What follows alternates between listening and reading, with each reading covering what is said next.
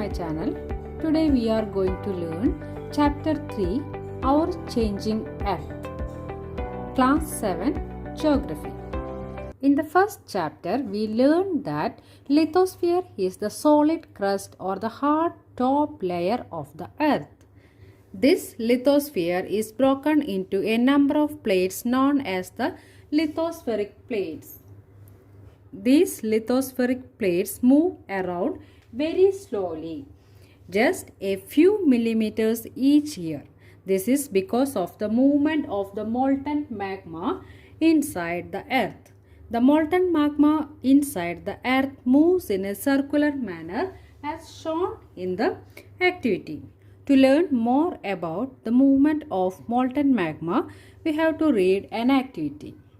Take a small colored paper pellet and put it in a beaker half filled with water. Place the beaker on a tripod stand and heat it. As the water warms up, you will observe that the paper pellet is moving upward along with the warm layers of water and then sinks back along with the cooler layers of water. The molten magma inside the earth moves in a similar manner. This is how the molten magma moves inside the earth. The movement of these lithospheric plates causes change on the surface of the earth. The earth movements are divided on the basis of the forces which cause them. The forces which act in the interior of the earth are called as endogenic forces, whereas the forces that work on the surface of the earth are known as exogenic forces. Here is a table. Earth movements. Endogenic forces are divided into two parts: sudden forces and diastrophic forces.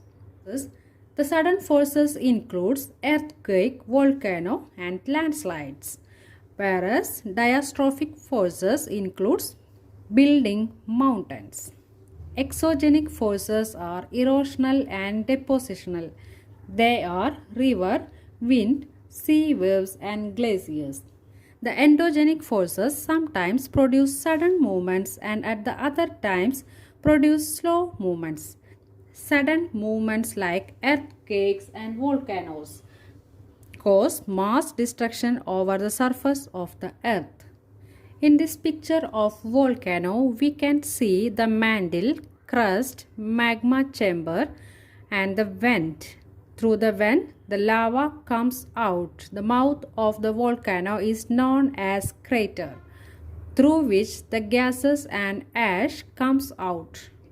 When the lithospheric plates move, the surface of the earth vibrates. The vibrations can travel all round the earth. These vibrations are called earthquake.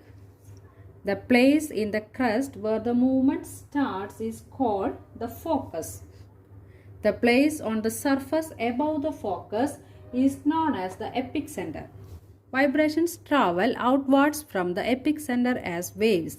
Greatest damage is usually closest to the epicenter and the strength of the earthquake decreases away from the center.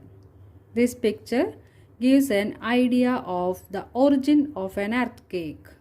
Focus. This is where the earthquake occurs. It is the origin of the seismic energy. The seismic waves radiate out in all directions.